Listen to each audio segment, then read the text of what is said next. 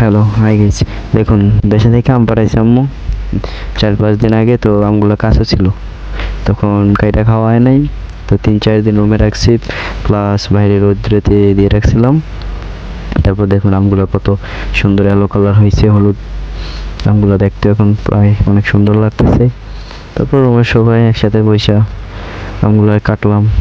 কাটার পরে সবাই একসাথে খাবো, তার জন্য সবগুলো আম একসাথে কেটে নিতেছি প্লেটে। আর দেখুন আমগুলোর বড়া একদম প্লেন, নাই বললে চলে বড়াটা।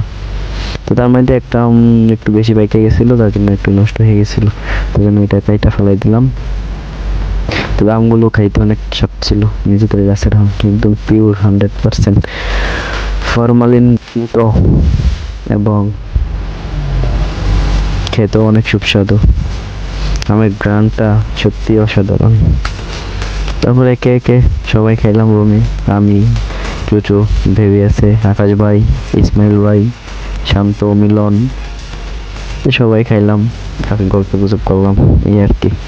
দেশে থেকে পাঠাইছে আম্মু কয়েকদিন আগেই,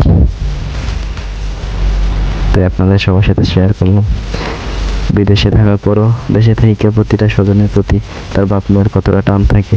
তার জন্যই কেউ যখন বাড়ি থেকে প্রবাসে আসে, তার স্বজন আত্মীয় ছেলেদের জন্য বাড়ি থেকে এইভাবে মারা নিজের গাছের ফল পাঠিয়ে দেয় খাওয়ার জন্য, কারণ সে তো থাকে দূর প্রবাসে। তবে মা বাপের সবসময় দিল থাকে তার ছেলে সন্তানের কাছে, কারণ কাছে তো থাকে না, যতই খাই না, মা তো দেখে না।